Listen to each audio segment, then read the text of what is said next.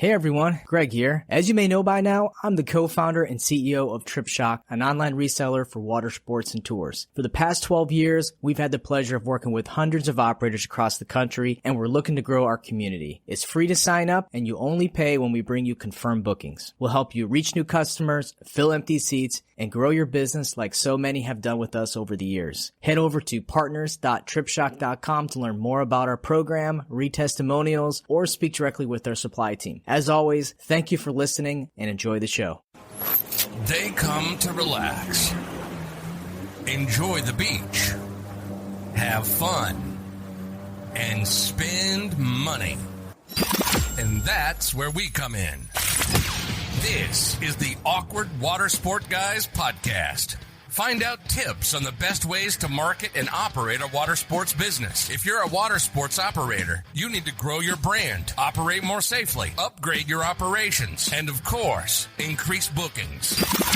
We're industry veterans, broadcasting from Destin, Florida. This is the Awkward Watersport Guys podcast, and this is Kevin O'Neill and Greg Fisher.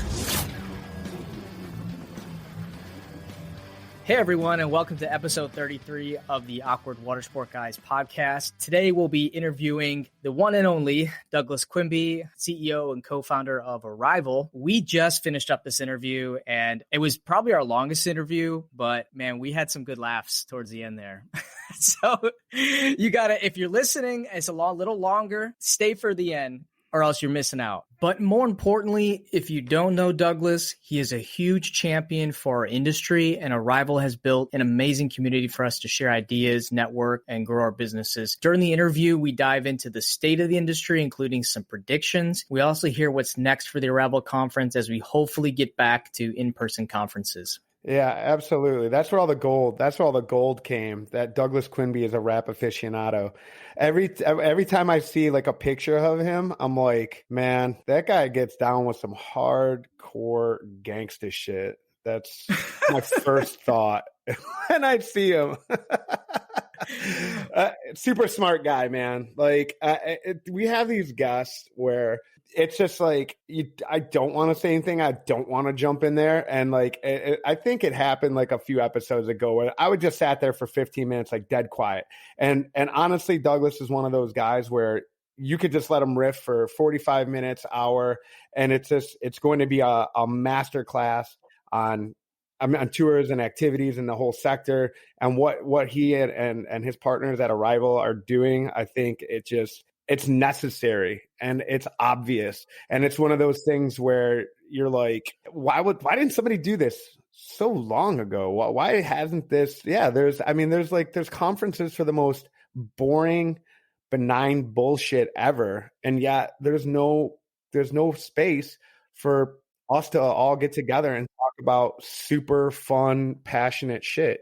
Well, tours and activities is just a cottage industry. It's just a lot of mom and pops, somewhat organized, fragmented, and Douglas and his team kind of galvanized this industry, or they were the early adopters into galvanizing it all together, taking all the different segments, and just to see it grow is awesome. It really sucks that COVID slowed things down. I absolutely love the conferences. Hope that the voice of our podcast brings people together and brings people to events like this so we can further grow our industry, because sharing those ideas like we do on the podcast with guests, that's the real gold. Yeah, man. I can tell you that, like, when anybody that listens to this and has an idea of like my type of personality, you probably think like, oh man, Kevin really loves like mosh pits and, fucking whatever wild shit. I had a lot of fun at that conference, man. And we're not, just so we're, like we always say, we don't know paid sponsorships. There's no kickbacks. Anybody that's on our show is on our show because we like their message. We like what they're doing. Greg and I do this for fun. And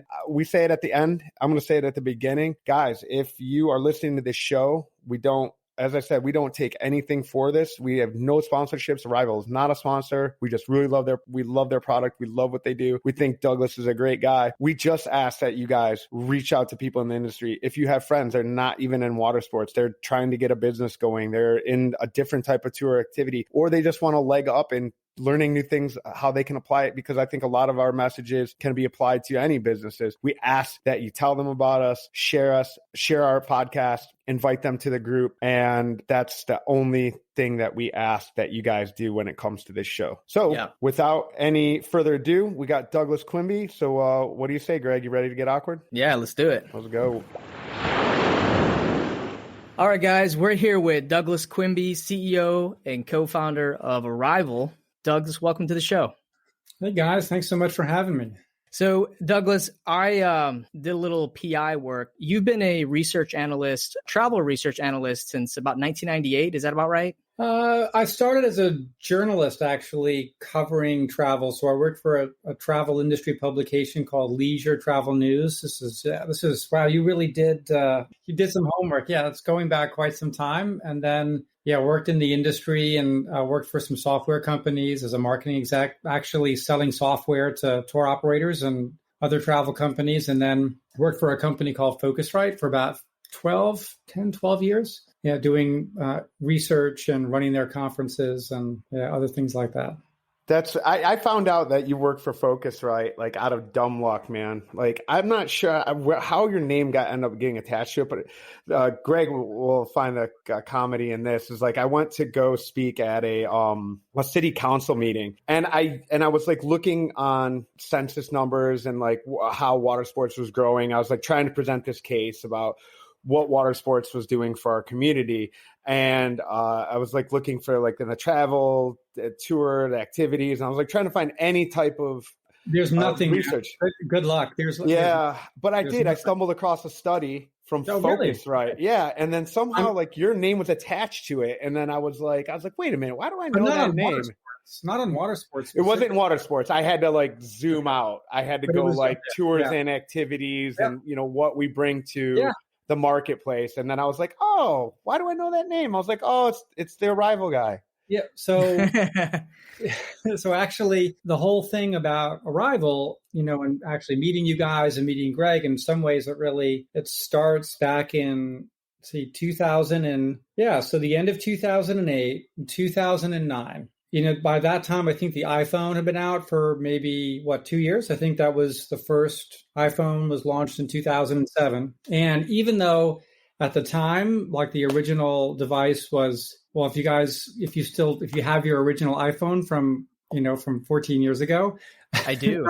remember like how thick it was and how limited it was and, compared to what pictures devices are like today, right?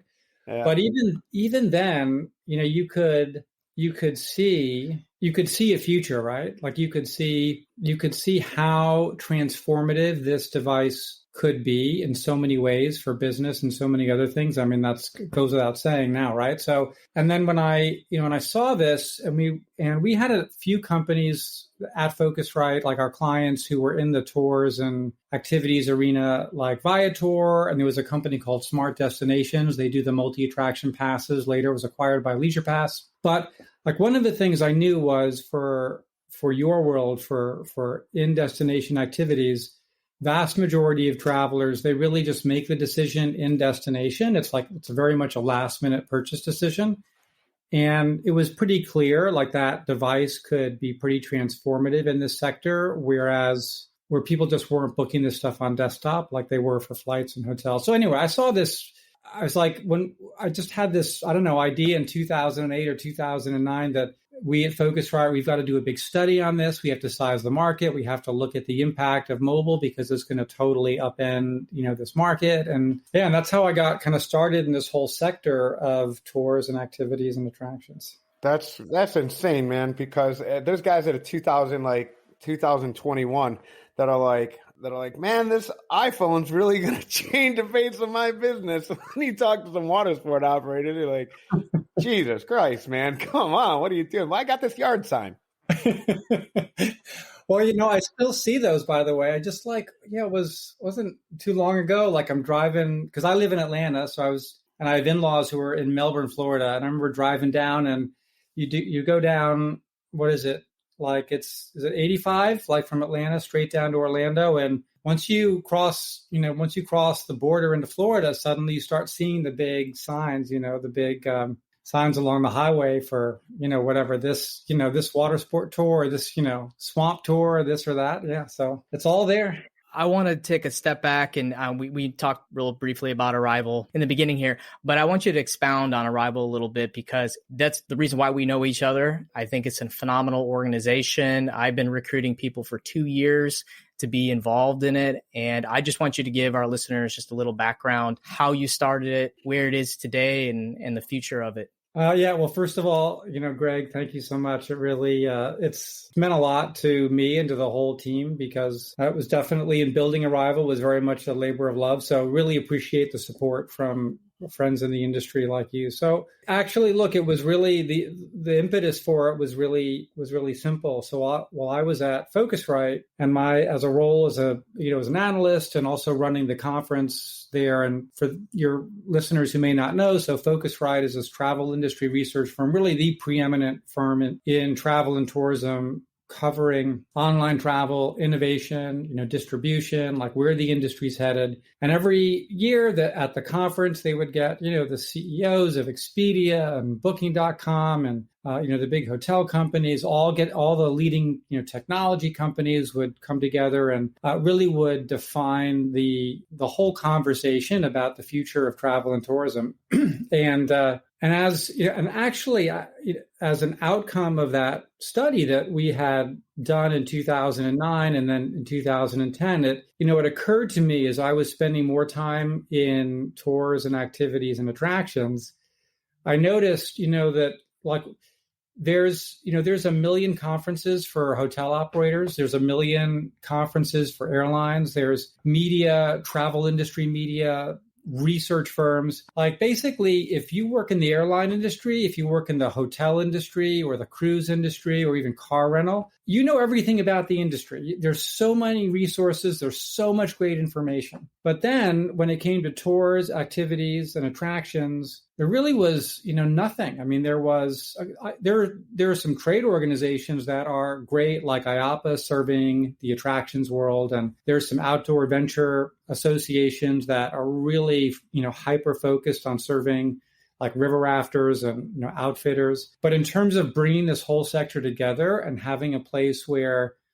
bike tour operators all over the country can meet, or they can connect with food tour operators, they can learn from each other, they can connect with water sports, operators. It was just nothing, for them. And I even remember, I won't mention conferences, but one of my shticks, right? One of the things like I had to do as an analyst, as a talking head, right? Is a way you could have called me for when I was at Focusrite, is I'd go to conferences and give, talks on various things. And I noticed that whenever I was asked to go give a talk on the tours and activities sector, I would go and serve this smaller subset or audience at this conference, and we'd be sent to like the small windowless conference room at the end of the hallway, kind of like an afterthought. And, this whole thing just occurred to me. It was like 2016 as the sector was growing and we could see all these things happening. And I realized, like, why do people travel?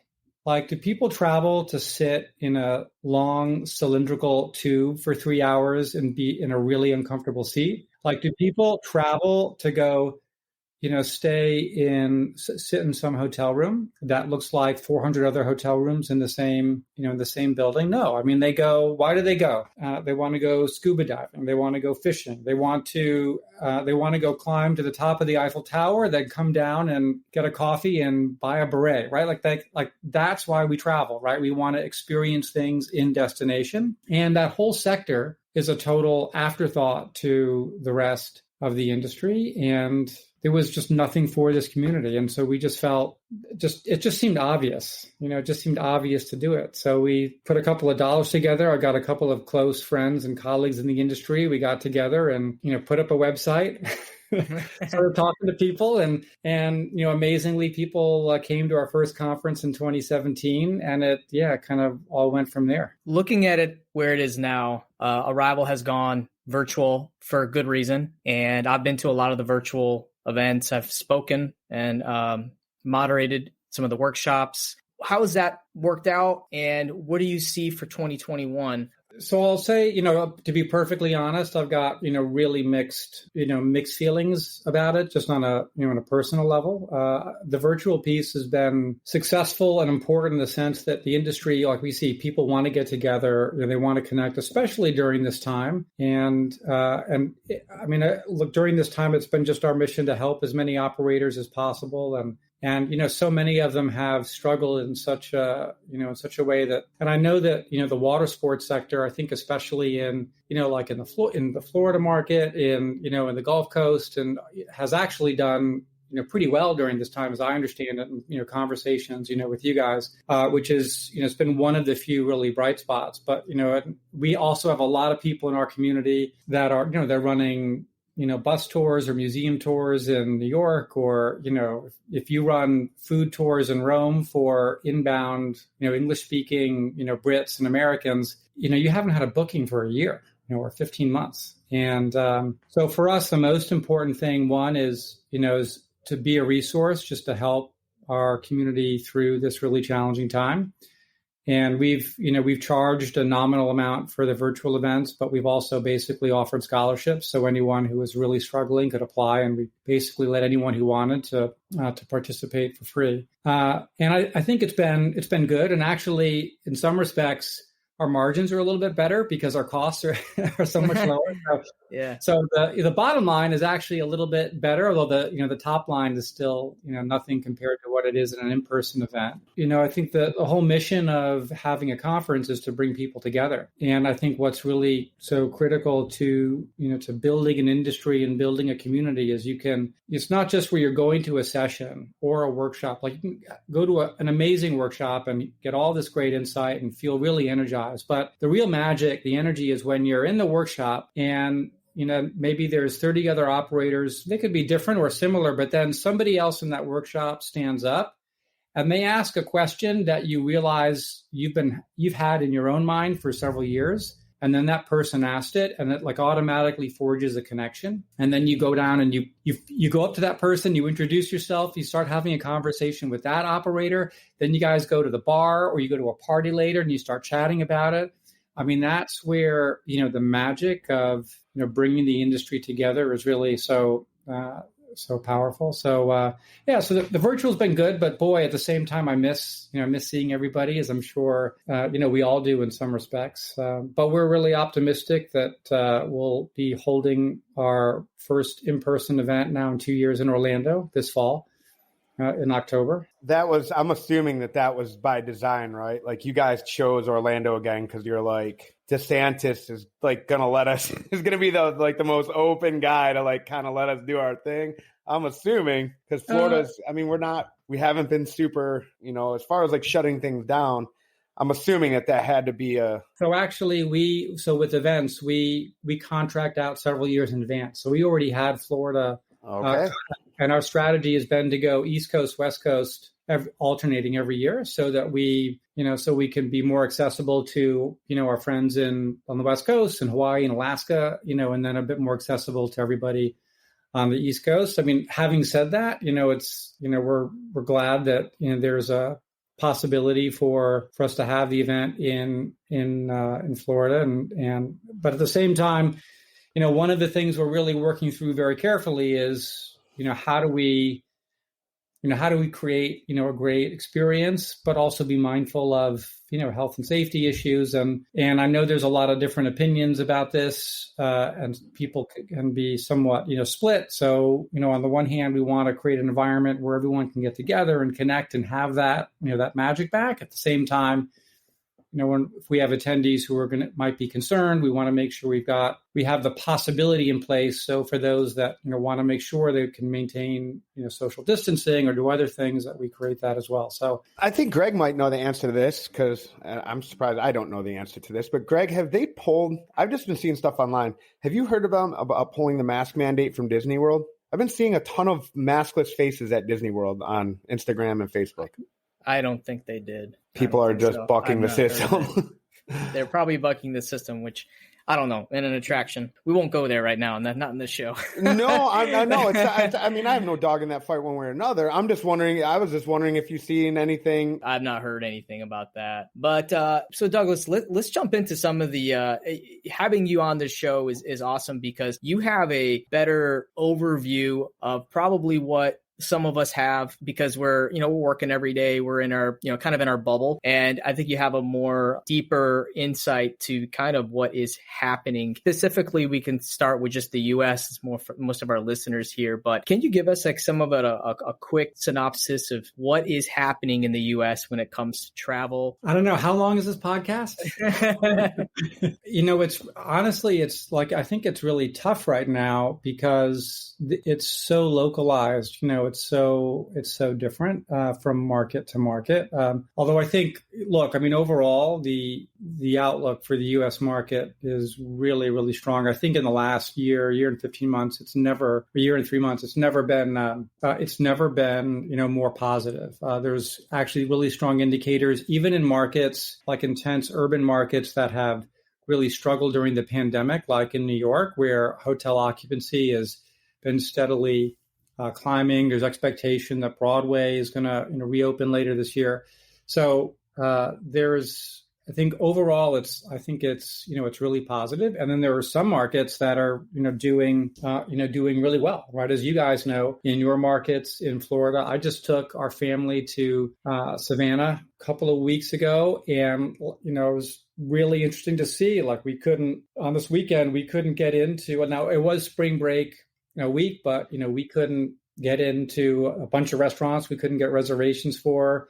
We did a food tour with Stu Card's company, Savannah Taste Experience, which was fantastic. And he's been selling out at reduced capacity, but he said he's selling out, and actually he needs to hire guides. And he says a lot of restaurants are struggling to hire people, wait staff and kitchen. So there's some markets that are doing, really well, but I think overall, I'm really optimistic about the outlook for the domestic market for travel. I think for the outdoor market, for water sports, for adventure operators, especially out west, I think it's really good. And the other piece to it too, which is an unexpected development that I think if we think back like a year ago when all of the is this a family friendly podcast or am I allowed to swear on this? Okay. No, you can swear. Fucking please. Thank God. So look, like a year, so like a year ago or so when the shit was really hitting the fan, I think, and the stock market took a really steep dive when kind of everyone panicked for a bit, and there was widespread layoffs in a lot of industries, but especially in travel and tourism and the services industry and hospitality and restaurants and so forth. And there was a real concern, I think, not only about the pandemic, but also about the economic impact, the financial fallout on just individuals' pocketbooks. But actually, there's been some really interesting, there's one article I wrote a summary article about this. There was a really good analysis of kind of personal financial fortunes that the New York Times did maybe 2 months ago or so. And we have an article on it at arival.travel, where we write about kind of trends in the industry, where it basically shows that, look, and I don't mean to minimize in any way, like a lot of people have been, their personal financial fortunes they've been, severely impacted. But among those people, I'd say kind of middle upper income who have either found a new job or didn't lose their job, they've actually done, very well. Because they haven't been able to travel as much and we haven't been able to go out and do as much, personal savings rate has gone through the roof. We all know what's been going on with the stock market.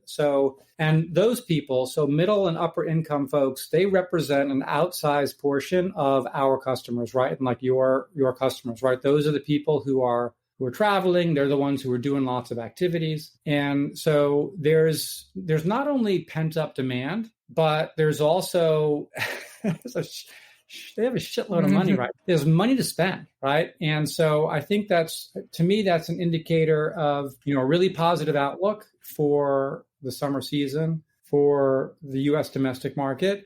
And also, I think it's a really positive, forward-looking indicator for pricing too, right? Like I think the operator community should feel comfortable and, going for it. Yeah, I'd like to echo what you said, Douglas. Our average ticket on TripShock is up 60% from 2019. And I mean, Kevin can probably echo too that he's seeing average orders that are beyond numbers. I'm broke. Man, I don't want the IRS tuning in. It's crazy. I mean, it's crazy. And just anecdotally, everybody we talk to, going on vacation myself and talking to people in Georgia, anything that's outdoor related. And it was like when this whole thing was going on and we talked to you guys on Arival, it was like, oh, what's your magic? And I just wanted to go like, we're lucky. Thanks. Bye. Like that's I mean, water sports is almost like recession proof. Sometimes it feels like 2008, they crushed it. 2009 during the Gulf oil spill, company still crushed it. Florida was still doing great. And I think like I think it's in the Gulf Coast. I mean, because there were certain beaches, they were closed. I mean, just closed for months. Are you really? The companies were getting payouts from BP, like, okay, to the tunes of millions of dollars. So Greg could probably speak to the actual business, what they were doing here during that time. It was during the oil spill. Yes, it was slow for 6 to 8 months. Once it got cleaned up, it came back quickly. But you think about Florida, and like Kevin said, being recession proof in some of these Gulf states. I believe that because when, let's say the economy starts to falter or we go into a recession, well, those budget travelers, they're not coming here, but the middle to high income travelers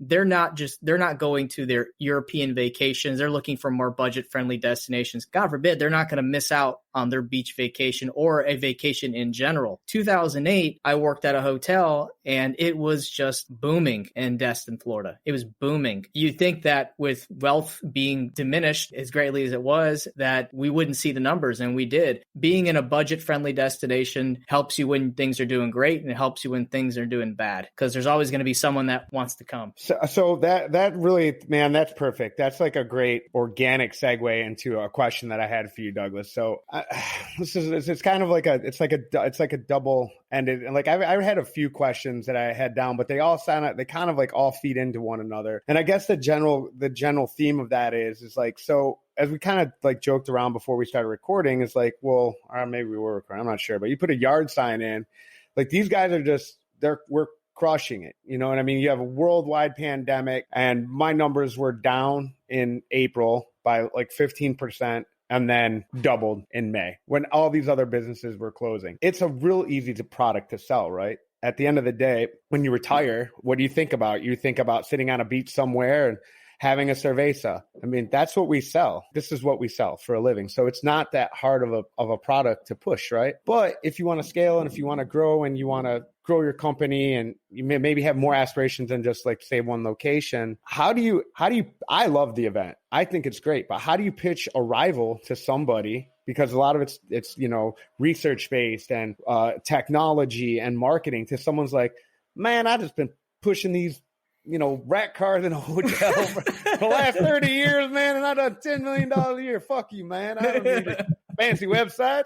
Like, which is, I mean, it's a fucking legitimate response. You know what I mean? So how do you pitch that? Well, I asked you that same question, I think, when we had you guys, on a webinar, an event last summer to, really talk about, what's happening in the water sports sector. And I mean, Greg, we've had this discussion where, it's like, how do we get the community together, right? Like, what's the motive? Like, why, if things are going so well, and, especially during a time like this when, the people can't, like, we're not going to Paris, we're not going to Italy. We're not, not even, going to some big, urban markets yet, but you've got a product that's outdoors, it's kind of naturally socially distanced, you have all of these kind of benefits, I'd say, then why? So I think so I would actually put that question back to you guys a little bit, like, but I say there's a few, like, first of all, there's a few things, right? And I get this too, and I think it's in water sports, but I think it's in a lot of other aspects of this, like, people who, I mean, this is my learn. So I don't know, I'm going to tell, okay, look, this is what I just always want to be mindful of this, right? Like, so I'm like a talking head industry analyst. I've been like studying travel and tourism in this sector and for years now. And so I'm going to give you I've actually done research on this very particular topic, but I also want to be mindful, I also feel like it's kind of weird when I'm like telling people about themselves based on their research. So I don't know, so I want to acknowledge like some self-awareness of how it might Douglas, sound. have you listened to any of our episodes and the stuff that Kevin says? I mean, you're good. Yeah, there's one, man. I don't sugarcoat anything, okay, man. I'm so happy to be on these type of calls that I'm just like, oh, fuck it. I got one shot, man. All right. Well, I will definitely contribute the awkward part then of this. Okay. Perfect. All right. So, but I totally get that most of the people who get into this business, they're not getting into the business to build an empire. When I'm out last summer, did a hiking experience, amazing hiking experience with this guy who runs his own small company. And, I think he built the website in 2004, hasn't updated it since. And you have to call and, all of this. He doesn't want to build websites. He doesn't want to update his Google My Business listing. He doesn't want to, try to figure out which reservation system to use and what APIs and all of that.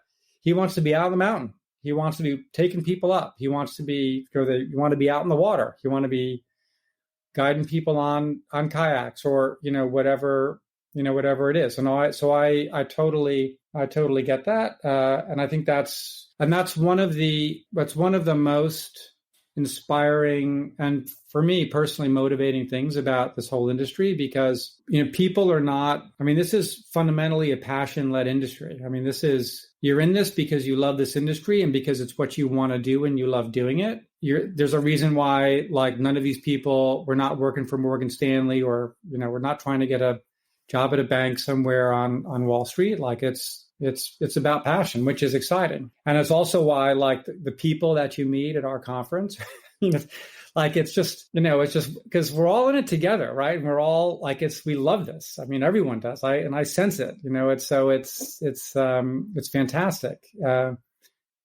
At the same time, we're all running businesses. All of us. We all have stuff in our business that we know could be better. And we probably all have some stuff in our business that, frankly, it's been pissing us off for a while, or it's just, we know it could be better, or it's a little bit too manual, or it's crappy or whatever. And we have issues and we're not sure how to solve them. There's always an opportunity to make things a little bit more efficient, to make things, to make your guests a little bit happier. There's always an opportunity to create, a new product.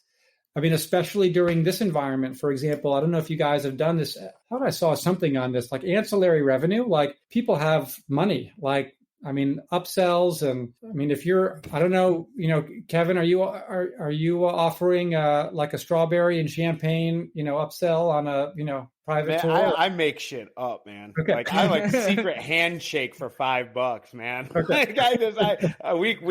We actually did an episode on the whole upsell thing. Yeah. we do nothing we're pretty commodity based and me and Greg were talking before the show. And I think something that, we never allow, first of all, to anybody to pitch their products on our show ever.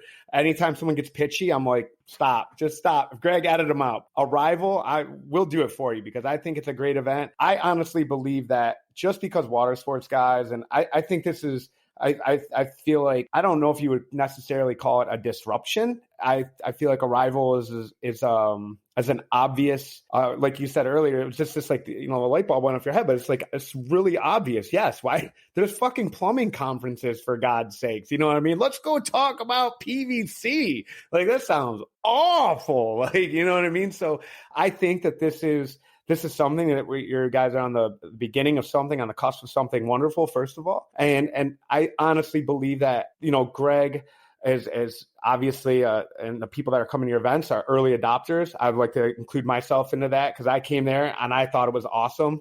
I was 100% like by myself. I didn't know anybody, and I felt super awkward. It was really weird for the Florida boat guy. You know what I mean? I did actually run into some of my friends from Key West, so that was pretty cool. I think we're just sort of like we're adopting this as just a new thing, and so it's super fresh. And I know that Arival and that event was and watching Shane do his show, I was just like in awe of the whole thing. I was like, man, like, why didn't I think of this? This just makes sense. So I think to that point, that's part of what me and Greg are doing. I know me and Greg have been super pumped to have you on the show.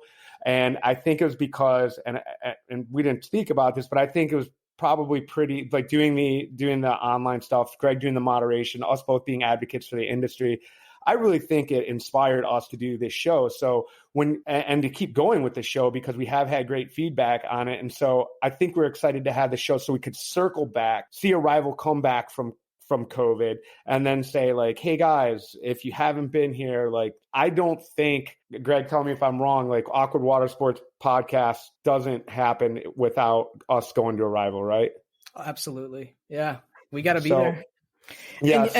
And Kevin, and going back to why are companies maybe hesitant to take the next step into their education or to, like Douglas said, there's a lot of people who do this as a lifestyle business, doing water sports. I mean, how many times have someone signed up and they're already retired? Like we have people that sign up for Trip Shock and they did their 20 years and now they bought a boat and now they're running tours. We have a lot of that. I don't want to step on your toes, but I'm telling you, man, every single person and like at least that I know, again, anecdotally, guys that own, I mean, we did a study about a year and a half ago, and we surveyed more than 7,000 operators around the world. And effectively, we asked a question around kind of like their ambitions for growth. And effectively, 86% this is a lifestyle business. Yeah. But you said you're missing some evidence on water sports people, right? We had some. I didn't cut that out specifically for water sports, but I mean, I'm just talking about the industry overall, right? All tours and activities. I feel like that 14% that want to take over the world is water sports. Like I don't know, every mom and pop shop I know, they're doing whatever they can to put money back into their business to constantly grow. I don't know one company in Destin that's like, so me and Greg have talked about this too. So when you have tours and you have somebody like, I think a tour, and again, so this brings me into another question. So this is perfect. So I always ask the question when we're doing like commodities, right? When we're doing rentals, which I feel is a more commodity-based business than a tour, because a tour is you're making a connection. You have a guide, you have someone there, you're spending time with them, you're delivering service and value with that guide. When you're renting somebody a jet ski, you're just sort of like, there you go, buddy. And it's just like as many jet skis as you can put on those jet skis, get them out there. You know, even with the large catamarans, I feel like with the large catamarans with the sunset cruise, it's sort of like riding that line of like, here's a bunch of information. It's more of like a party type theme. So again, it sort of falls like maybe right on the bridge of commodity versus like a tour. But so I think when you get into these commodity big water sport companies, the reason that these guys just want to grow, and you see the money coming in and it's like, man, this is not a lifestyle for me. This is a grind, man. Like I go 24/7, and almost every operator I know in the field, unless they are a charter, if they are a charter captain, single boat, owner operator, going out there, doing even like fishing, like doing sport fishing and doing fishing guides, it is extremely hard to scale as like a large operation. Like, oh, I've got 15 charter boats. Like, no, because no one can deliver on that customer service and that owner operator that, like, I've noticed it starting off going from one boat to what we have now, and people will call us up or be like, oh, let me speak to Kevin. And my guys are like, no, Kevin can't take a call right now. And there's that difference. I hear you. And I would imagine, like, especially those bigger companies that you're connecting with, I totally get that, especially where you're doing a lot of rentals and so forth. But I just, based on the data that we've collected on the market, there are a lot of really small companies, a lot of, just individual, kind of boat owners who are doing tours, here or there. So there's a lot of small operators out there for whom it is really a lifestyle. I think Douglas is right, and Kevin, you have, like I said, your observation is anecdotal based on what you see in Destin, but the 600 or so partners we have on TripShock, we have a lot of those single boat owners, and I'll tell you, they are not going to want to do really more than run a really good operation. And so, aren't those the guys that need to be at Arival then? I think everybody should be at Arival, but at the same time, is it something that they want to invest their time research, learning? Are these the guys or girls? And I want to be diverse here, but are these the type that they want to just run their business and that's it? They want to run their business, have a great time on the water. They don't need to be marketing experts. They don't need to know about APIs or res tech. I mean, the most they might do is get a reservation system. But you still need to. The thing is, you still want to maintain. Right? Like, so great example of, so there's one attendee, I don't think I want to mention him by name, but one operator that has come to Arival for a couple of years now. And he runs a pretty big operation in a, well-known destination in the US. And I remember meeting him for lunch one day, and he said at one point, I said, look, you've got such a great business.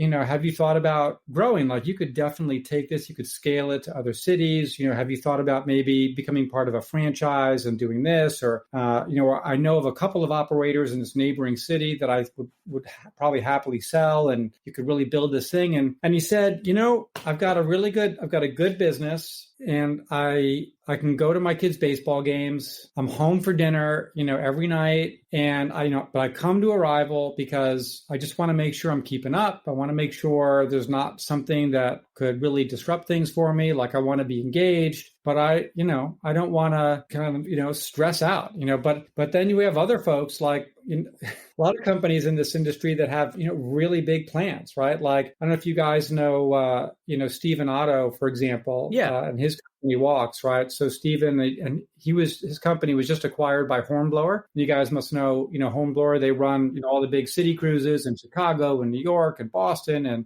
they do Alcatraz and San Francisco, and they're now really expanding into land. And so, like, at the same time, like, there's a lot happening within this industry. There are now, especially as travel is picking back up, I've known of a lot of investment firms that are trying to figure out, what's the right, play to kind of scale and build like a global brand. Because, think about this, too, within this industry, and, whether it's in water sports or walking tours, like, there's not a brand, right, from market to market or city to city. It's not like there's no Dunkin' Donuts of tours and activities, right? Like, is there a Starbucks of water sports? I mean, I'm working on it. Come back in 5 years, man. Well, so that's it, right? Like, there are companies that are doing things like some of the, like, there's the Paddle Tavern, folks that are kind of building out towards, in different cities. There's, Urban Adventures that has had locations, I think, in like more than 60 or 70. So there's a lot that's happening there. And I think within the next 3 to 5 years, we're going to see a very different, marketplace, because there is opportunity there. Yeah, I've actually started seeing franchises in water sports just in the past 4 or 5 years, like Get Up and Go Kayaking, Justin Buzzy out of Florida. And then you got Cruise and Tiki's. I forget Greg's last name, but man, they are growing like crazy. I think the last time I talked, they had 35 boats in production, and they expected to grow 20 destinations in the next year. So you're really starting to see the water sport franchising come into. But that brings me to my next question, Douglas. I expected last year there to be a lot of mergers and acquisitions within our space, res tech, OTAs, and that just didn't happen. Is it just because maybe the money dried up, or people kind of or some of these VC firms recoiled? Maybe the appetite for it, but I expected just a lot more consolidation, and it didn't happen. Is that kind of put on hold, and we're going to see maybe more of it this year? Like, what do you think, in your crystal ball? Well, I think a couple of things. One is, I think there were a couple of companies that have kind of disappeared, for sure. There've been a few failures, mostly some smaller companies, but I think nobody wants to sell, when when you suddenly find yourself in a really deep hole. You don't want to sell, right? Like, Like that's just, especially when you've built something that, you're passionate about and you want to create something amazing and you can, right? So I think that's part of it. I think, and I think a lot of companies really they kind of dug in and they figured out a way to see themselves, through for the long haul. I also think in the investment community, frankly, for distressed companies, you've got a good story to go to your investors, which is, look, we had a growing business for the last several years, big opportunity through no fault of our own. The market has, disappeared or become really distressed. Initially, I was kind of surprised too, Greg. I agree. I was expecting more consolidation, especially on kind of the tech and distribution side, but companies have hung in there. And actually, a bunch of companies have raised money. We're just working on something now. We're about to release it, but I think it's almost $500 million has been raised among, I think, about a dozen or so, maybe 15 startups. Or I don't know, do you call Get Your Guide a startup? Probably not anymore, right? They were founded more than 10 years ago, but they just raised, what was it, 100 and something million. And then they added an additional credit facility, of another 100 million. So, I think the next 6 months, though, will be really interesting because we're kind of coming at the tail end of this. And there are companies that are distressed and you got other companies that are well financed and might be smelling a little blood in the water. So, we'll see. But I don't know that really has a big impact on the day to day for a water sports company. But it's just kind of interesting to see how. I thought for sure that we, like during COVID, because when it hit, it was like the worst possible time for us because it was like March. So I was like, not that I'm a big fish at all, but I was like, man, there's got to be like some little smaller guy out there that's like, man, there's no way, I'm like, I'm going to come to came in with no money. I'm like, I'm going to be able to find something out there to buy. And then everybody was just like, lighting their cigars with $100 bills. So I was like, Jesus. And I'm not going to name specific OTAs or res tech companies, but I know the payment processors for many of these res tech companies went, I don't know the perfect explanation to it. It went to shit. And I know operators were writing checks to their processors to pay refunds. And I expected that to snowball into something, a consolidation, or just because it was just a massive, we luckily we were financed properly to deal with the onslaught of refunds, but I saw that as a signal. And I know one of the res tech companies filed for bankruptcy. I think it was one in Europe. It was at EasyTix. They're actually based in Canada. Yeah. So EasyTix had one of the refund. I know a handful of other res techs had major credit card processor issues with all the refunds. But I expected that to snowball into more, and it didn't. That was a tough period that I wasn't sure how many would get through. And you know what? I can't believe how many operators, even with all the issues that EasyTix had, so many operators stayed with them all the way till the end. And what that tells me is that changing reservation systems is a pain in the ass. And I know that from our partners. They might say, I want a specific feature, and they'll wait for it because they will not change. But there's been a lot of changing that's been taking place. Like operators, especially ones that have really been negatively impacted during this time, have used this time to really change things up. And, we've been tracking what's going on in the industry and what operators have been doing. We've been doing a quarterly tracking, survey. And it's been amazing to see 3 out of 4 are looking at changing reservation systems. They're kind of doing, total audits of their website, their SEO profile, their Google listings. all of this stuff to really so that when things start coming back, that they're ready to sprint. You have two different types of companies over the past year and a half. You have some that have hibernated and recoiled, and then others that have leaned in, tried new things, and invested and built new stuff. And we're going to see that on the tech front. I think we'll see it on the operator front, because once the spigot comes back on, I know it was never really turned off, or turned off very briefly. But for a lot of the water sports, segment, but I think for other sectors where, especially for those that are really dependent on international travel. But once that spigot gets turned back on, I think for example, there are certain countries that are now allowing some international travel, like Iceland, for example. It's going to be really tough, or Gibraltar. It's going to be, because we're going to try to go wherever we can. And those companies that are ready for it and ready to scale up, because that's also, it's a big problem. And been lots of media reports about this combination of, the continued extended unemployment benefits and just some of the personal challenges people have. I mean, the hiring has become, a real challenge. So we're going to have a supply crunch, initially as the industry comes back. We're feeling, I think there's probably a lot of evidence that suggests that what our industry has been experienced when things do open back up, everyone's going to end up experiencing supply chain, employment issues, like everything. If anybody's listening to this from some other industry and paying attention right now, like go back and listen to the last couple months of our shows, because you're going to experience this stuff. It's a great problem to have. Don't get me wrong. When everybody's beating down your door and wanting to come, but you have to staff for this. You need, anything right now, a supply chain on everything, especially. I can only relate it to my own industry, like for boats, jet skis, engines, like spare parts, you can't get it. And so I'm assuming that's probably the case for a lot of different industries. So I think everyone is probably going to experience this, whatever our 2021 problems were, and I'm sure that these companies that have been able to lean into it are probably like, please, yes, I'm ready to experience the pain of not being able to handle the influx of people, but it will.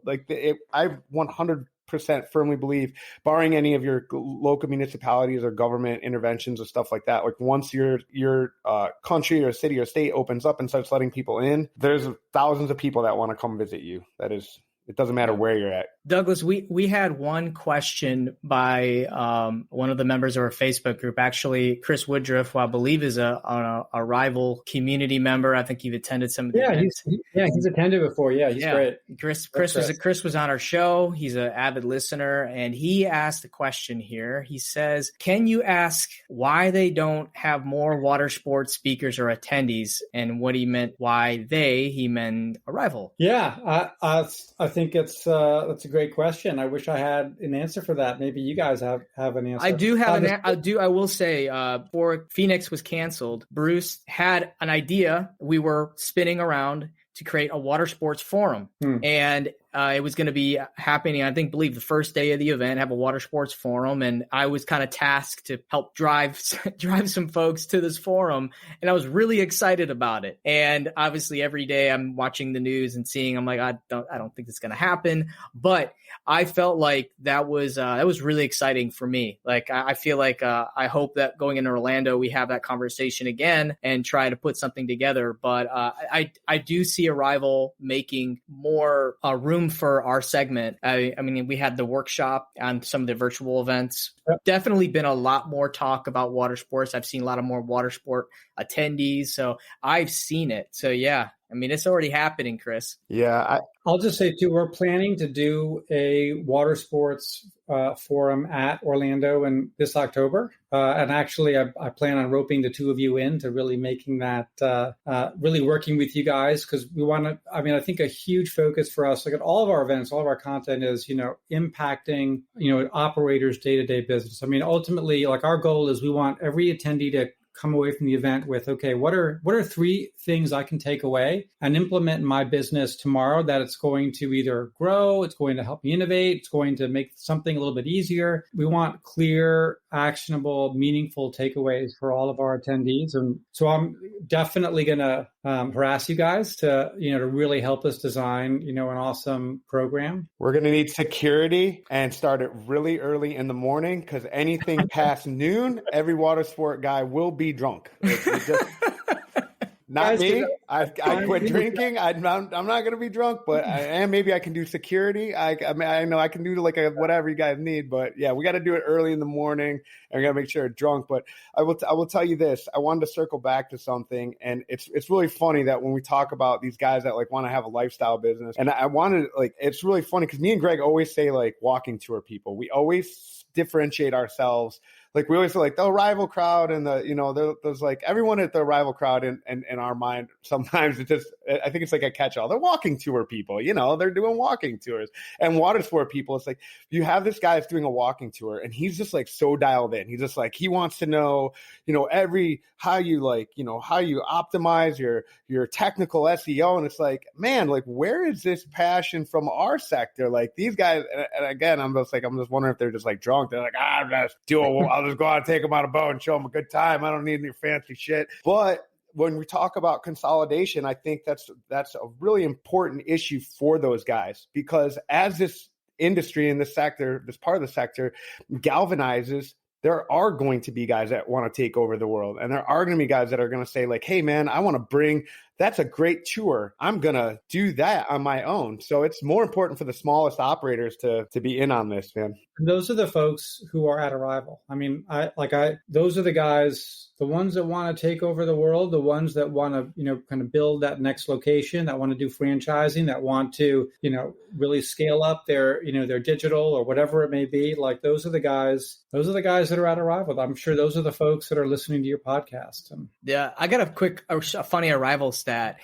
So about 50% of the revenue generated on TripShock, those companies that represent that 50% go to the Arival conference. When we went the first time, I wanted to make sure that, that we had some of our partners there too, because we wanted to make it into like somewhat of a small networking event. So if all of our partners went, or a lot of them, then I don't have to schedule 20 meetings with them in their own state. So they're all together. Boom. They all went. So Greg owes you money. Greg's going to send you a check. It doesn't surprise me though at all. Like I would bet, like, look, there's the 80-20 rule in this industry. And like, if you ask any OTA in this space, they're going to tell you that, they're 20% or probably a lot less, 10% of their products, 10% of their operators are going to account for 80-90% of their sales. And just like it's going to be the same in any market. And generally speaking, yeah, those are the ones who are going to conferences. Those are the ones who are, investing in new tech. Those are the ones who... These are the ones that are growing. They understand the value of working with OTAs, resellers. There's just a lot of things, but a lot of our best partners go to these events, and they just keep getting smarter and smarter. And that's why being part of this community, really, you're going to learn so much. Well, I want to derail us because it's my favorite thing to do. You mentioned something in the email, and it struck me as a little anti-Arival message, because you guys seem like you're all about diversity. But you mentioned there was two words stuck together, possibly couldn't be any more whiter of two words put together I've ever heard in my life, which was catamaran conga. Most white guy thing I've ever heard of in my life. What is the catamaran conga? It took him like it was like going over your head. You look like shell shocked there. Like, wait a minute, what? Well, I don't get like the non-diversity piece. Okay, I'm not sure. I'm just saying catamaran conga is very like a white person kind of thing. Like that's all I'm saying. Oh, it is. I didn't know that. That's coming from like one of those deep recesses of Kevin's mind that we can explore. Well, it drives up like the 80s, like dun, dun, dun, dun, dun, dun, dun. No, exactly. Well, so here's what it is actually. So this is one of these crazy ideas that I had at the very beginning of Arival, at the very first conference, where I didn't want this just to be like another conference. Like it's not just, okay, here's your general session, here are your breakouts, and then here's the typical coffee break, and here's I didn't want that, because this industry is different. Like I was telling you guys, right, earlier, like we're not a bunch of bankers, right? We're not a bunch of, marketing directors. We're not going to like I'm just going to make fun of a hotel conference. I know a lot of folks in the hotel industry, but this is not some like hotel marketing conference, or they have like, there's a whole conference for hotel revenue managers, right? Like it's just, this is not the plumbers conference, right? Like this is a conference for people who are involved in what we call the best part of travel. Like we are tours, activities, and attractions. This is why people travel. It's what inspires the trip in the first place. It's what we look forward to. It's what we remember. It's the amazing experiences we have in destination. And the people who are in this industry, they're focused on creating this stuff and making it possible. And so I wanted to create a conference that would recreate some of that. So I didn't just want to have the typical like coffee break with, the shitty cookies and granola bars and, the crappy coffee coming from the big things. Like I wanted to do something different. So I had this one idea, and I remember this we're taking family on vacations and before, and like, you do the the dolphin, swim with the dolphins or with the stingrays or whatever. We all pile onto the catamaran and everybody's a bit nervous or whatever. And no one knows each other. And you take the catamaran 30 minutes to the bay, and then you get in the water and you do your snorkeling or your stingrays or whatever it is. And you have your time in the water, and everyone gets back in. And that's when that's when the guides on the catamaran, then that's when they pull out the French bread and, the cheese whiz or the cheese cubes and the pretty cheap beer and wine. And they put on the music, and, they make sure everyone has a couple of glasses of wine. And then they start doing a conga line in the catamaran while you're going back to your port or to your dock. Right. And so I just had this idea, like, instead of a boring conference coffee break, let's get a DJ in there for the afternoon coffee break. Let's serve cheap champagne with crappy bread and cheese cubes. And let's, do we get luau's? You can do that. I mean, I'm sorry, this conjured in my mind. Right? That's I wanted to recreate a bit of our industry at the conference. That reminds me of fantasy. What was the Love Boat? Remember the Love Boat, the TV show? Absolutely, yeah. Yeah, man, they definitely did the conga with the luau, man. You got to understand, Douglas. Do you prefer Douglas or Doug? I go by Douglas, but my mom calls me Doug. I'm not going to bite your head off. Hey, I feel like we've gotten real close in the last hour and 3 minutes. I'm as close to you as your mom, Doug. Well, so you got to understand, brother, I'm from the deepest recesses of Detroit, Motor City. I wasn't born and raised in Florida in any way. So only on TV shows like the Love Boat did I ever in real life, or I've never seen a real conga in real life. So I just literally thought that only happened in the 80s on the Love Boat. And when you said that, I was like, man, this is the whitest shit I've ever heard in my life. I don't know. What is that? What's that one song they play where everyone, they line up behind each other with the hands on the hips when everyone's a bit tipsy and they start, isn't that a conga line or is that something else? No, it's a conga line. I don't know if there's time, I love it though, man. I'm look how red, veins are popping out of my head. I'm so excited for it, man. I'm going to be there. We can have a conga line with people of all races, religion, gender identities, whatever you want. It's all you can have. Republicans, Democrats, whatever. It's all together in the Arival conga line. No, it's good, man. No, I'm sure everybody's welcome to the conga line, man. I'm going to share that with my friends back in Detroit. They're going to be like, "What are you doing, man?" I'm like, "On a fucking conga line, dude. It's way better than Detroit. Got me there." So, Douglas, we're coming about to the end, but you know what? You play this little word game with people you interview a lot. When you say like Coke or Pepsi and you got to choose one or the other. Right. So Kevin and I are going to turn it on to you this time. Oh, okay. That sounds like fun. Okay. However, I just want to warn you, as the originator of the game, I know how to play it. So, all right, here we go. Okay, I'm ready. First one: kayak or paddleboard? Definitely kayak. Tequila or whiskey? Well, definitely whiskey. I like Irish whiskey or Scotch. Actually, I prefer. Can I select Irish whiskey in particular? Sure can. Yeah. Okay. Next question: 2022 or 2023? Why not 2021? Hey. Good answer. Beaches or mountains? Beaches or mountains? I'm just glad there's choice and multiple seasons, so I can get them both in. Commissions or booking fees? It's not my problem. It's OTA shit. Listen, he can't help himself. That's somebody else's problem. But I'm happy to opine on it. But that's somebody else's problem, not mine. Douglas, direct marketing. It's a loot. North or south? North or south? What do you mean, north or south? North or south, however you want it to interpret it. North or south?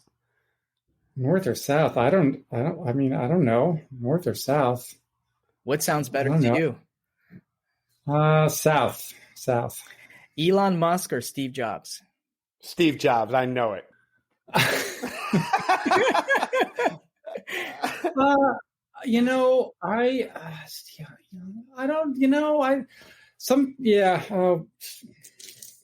It's a tough one. Yeah, that is a tough one. I think, yeah, they're both pretty inspiring. So is Jeff Bezos too. I mean, I think they're all really inspiring to me. Can I jump in on that one? Because I didn't have any pre ones, but that's really funny because I was going to that came off the top of my head. Steve Jobs or Elon Musk. So let's put it like this: Apple or Android? Oh, well, that's easy. Apple. I knew it. That's why I said. That's why I was like Steve Jobs. Okay. All right, next one. Gangsta rap or conga music? You seem like a gangsta rap guy. I am actually a pretty big hip hop fan. So can I split the difference and say hip hop? Absolutely. Who's your favorite rapper? Oh man, there's so many. I really like Juice WRLD, and I was so devastated when he died. I mean, I don't know how somebody at the age of 21 can have the kind of experience and create music of such depth. And I mean, and Juice WRLD has just blown me away. YBN Cordae is amazing. If you guys have ever heard, he's got this, what's the name of his album? He's just one of the most thoughtful. I mean, yeah, YBN Cordae is amazing. Yeah, there's a lot of, Biggie. I know I'm late on this, but I just discovered Joey Badass. And because he just did a movie which was really good, and it was called Two Distant Strangers, which is actually a line, and it's a short. It's like a 35-minute short. And it I'm not going to go into the plot, but it deals with the police brutality issue. But yes, Two Distant Strangers, which is a it's a line from a Tupac. Did you see it? It was great, wasn't it? So yeah. I was like, Joey Badass, I thought, and I've heard the name before, and then I thought it would, because Two Distant Strangers is a line from Changes, which is the Tupac song. So it was like an homage to Tupac, which I was like, oh, it's dope. So I want to listen to Joey Badass. And I've just been the last, whatever, it's been week, I've just been listening to his entire catalog. If you haven't had an opportunity, he's a throwback to the East Coast, like Wu-Tang, old Jay-Z, old Kanye West. He's amazing. And every single song from every album is just it's amazing, man. So I am actually shocked that you are a fan of hip hop, man. I thought for sure maybe metal. Well, I can tell you how this came about though. I was on a trip it was a ski trip, and at the time, my 14-year-old, he hijacked we were driving in a rental car, and he hijacked the car's Bluetooth with his phone, and he started playing Juice WRLD. Yeah. And he chose a particular song with all of the colorful language, and I've got my wife and me and our 2 kids. So you guys pulled over and did a conga line to it. Douglas, I got five more. Holy shit. 5 Greg, more. All right, here we go. Florida or Georgia? Florida or Georgia? Oh, this is tough, man. There's definitely a lot more exciting water sports in Florida, so I have to say Florida. All right. Now Kevin's going to like this one. It's a Small World or the Mexican boat ride? I'm going to go for the swimming with the dolphins on the catamaran, followed by the drunken conga line. All right. I love it. I'm going to skip the next one here, but because I love these next two. Donald Trump or Ron DeSantis?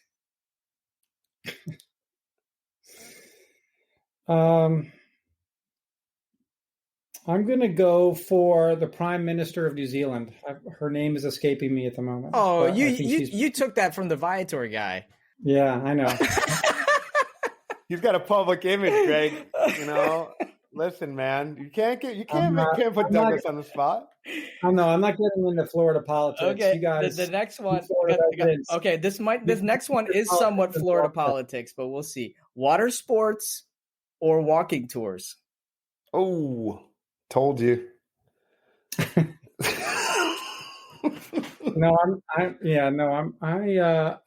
would like to do I think I'll do a walking tour in the morning and a water-based activity in the afternoon. That would be my perfect day. No, man, just go to Disney World, dude. It's so much funner than both of those things. Doing a walking tour of Disney World and then you go to their water park.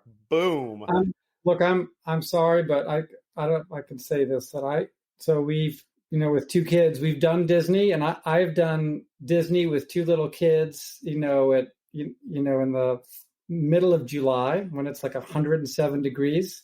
I have paid my dues and served my time.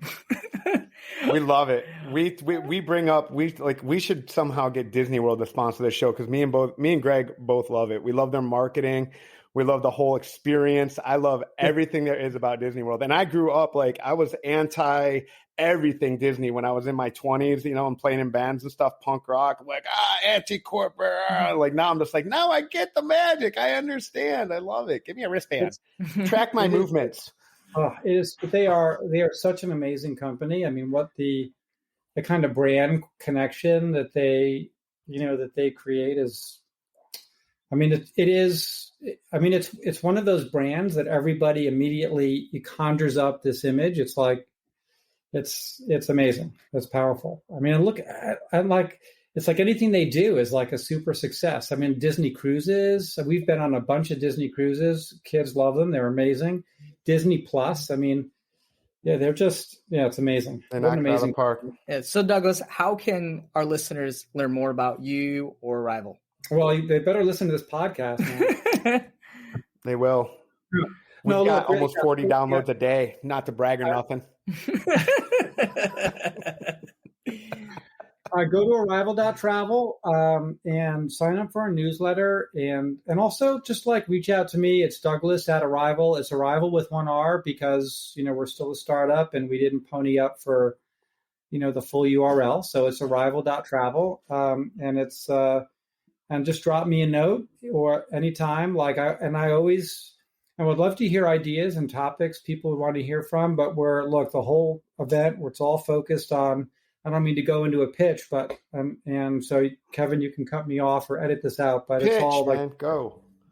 But the event's all about, we're just laser focused on helping operators grow their business, build connections, create community, find, like-minded people in this industry. We definitely, we lean in on tech and distribution and innovation and experience design, and we do a lot of our own custom research to help the industry with all of this stuff. So, I mean, I guarantee it will be time well spent. But yeah. We love what you do, and we really appreciate you taking the time to come and talk with us. And I really hope that the water sports sector shows up in droves this year. We'll definitely be pitching it. We think it's a great event. I know me and Greg when we left Orlando the last time, we were just like, oh my God, this is so cool. Why isn't it?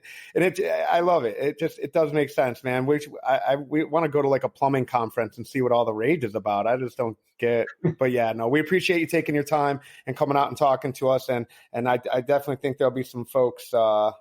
Definitely be some folks in the water sport industry, at least to come get drunk, and be rowdy. Take advantage of that cash bar. We have lots of alcohol, but that's for sure. Thank you guys for having me on and just, for coming to the conference and being an advocate for it means a lot. I mean, this has been for me and for the whole team, a labor of love. Something that we started, with our own money and a lot of long nights and weekends, and just I think you guys and a lot of your listeners building their own business. So really appreciate it. So thank you so much. We appreciate it, much Douglas. Love. And if you want to continue the conversation, Douglas is in our Facebook group. So you can tag him if you have any additional questions for him. And continue to use that platform to share more ideas and ask questions. It's been very active recently. We love it. And that's it. That's a wrap. Thanks for listening. And as always, keep it awkward. You've been listening to the Awkward Watersport Guys podcast. If you're in the water sport industry, this is the podcast that brings the business perspective to parasailing, jet and ski boat rentals, sailing, snorkeling, and everything else. We hope you've gotten some useful and practical information from this show. Be sure to sign up to our email list at watersportpodcast.com and subscribe in your favorite podcast app. We'll see you next time, and thanks for listening.